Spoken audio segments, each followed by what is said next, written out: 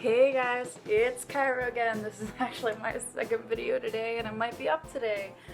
So I went on Facebook and I had my friends comment a bunch of questions on one of my statuses that I would answer on YouTube, and I thought they were gonna ask like really silly stuff, and some of it is pretty silly. However, some of it was like really serious and I was like, oh my god, do people think I'm like a therapist? I did study psychology for like 2 years, but I don't know, dude. I don't know. I guess let's get started. The first question was from my friend Nate.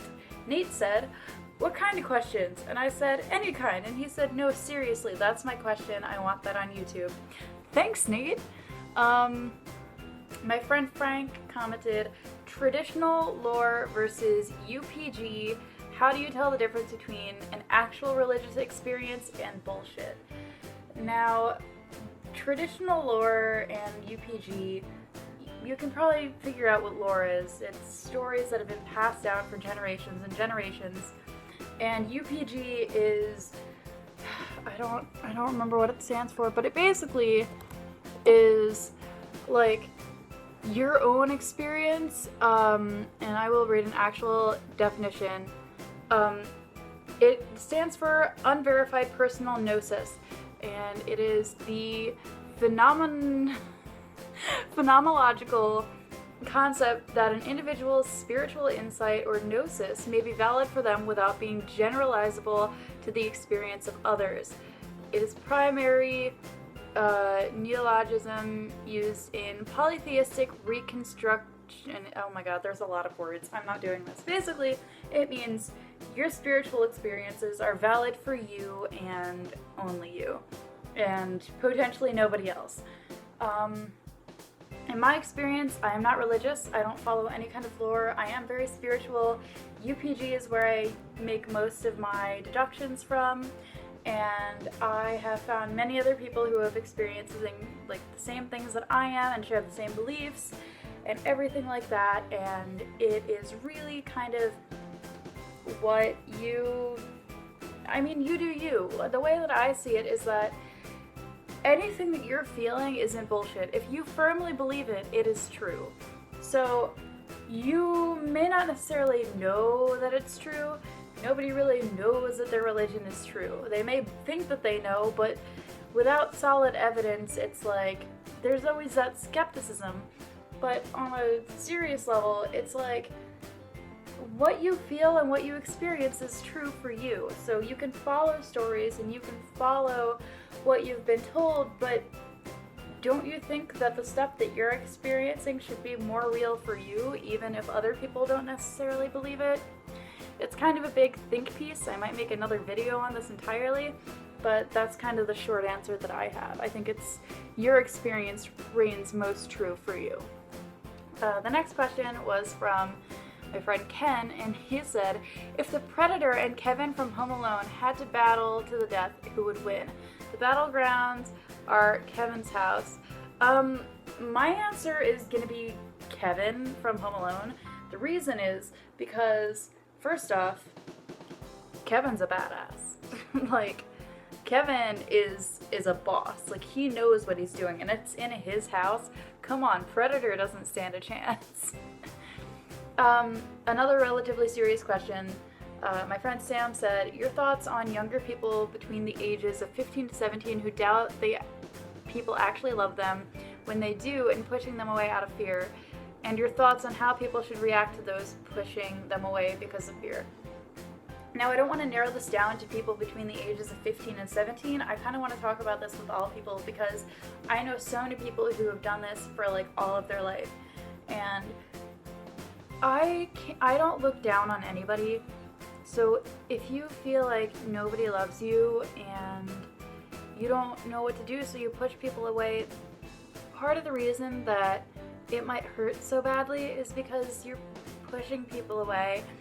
Trust is a really difficult thing, and it is really not easy to feel like nobody loves you, but eventually it's a process that you have to learn to let people in and show you that they love you. And I guess my thoughts on people, like, and how they should react is, don't push too hard. If you push something too hard, it will break.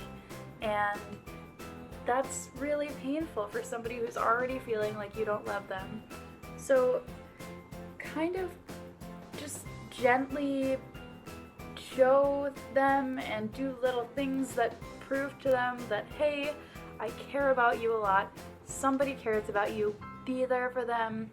Talk to them occasionally. Don't every day be like, hey, are you okay? Are you okay? Treat them like a person. We're all people. We all have our insecurities. We all have our flaws. And I know that it was really hard for me feeling like nobody loved me for a long time. And, you know, it's okay. It's okay. You can feel whatever you need to feel, but understand that people are there for you. People like me, even, that you may not have even met. If you comment something or email me or something like that and you say, hey, I feel like nobody likes me, seriously, trust me, we will be here for you. And it's just like amazing. And some like people who are much more famous, like Jessica Negri, will answer your emails. It's like, wow, that's amazing. They really care about their fan base. And even if I, for some reason, can't respond or indisposed, you can go on this website called 7 Cups of Tea. I think it's 7cups.com. And it is just a website that has a bunch of people that you can talk to whenever you need to, and they will be there to help. So that's kind of my answer to that. Just realize that people are there for you, and for the people who are being pushed away, just take it slowly. It's a difficult process for everybody involved. The last question is again from my friend Nate. Again. Legit question. How can unhealthy pent-up anger affect somebody long-term? Okay, so I always say that keeping anger in is not a good thing to do. It will tear you up inside. It builds up. It just keeps building.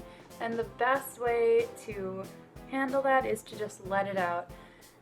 However, there are healthy ways to let out anger and unhealthy ways to let out anger. And I've seen all of them. I have done a lot of them. And I am not an angry person. So I guess what I want to say about that is building up anger inside of you is never good, but there is really good ways to take care of it.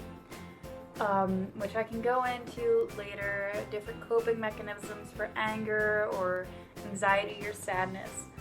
And the first thing is, keeping it inside of you can end up with you blaming yourself or putting yourself in a position where you dislike yourself or something.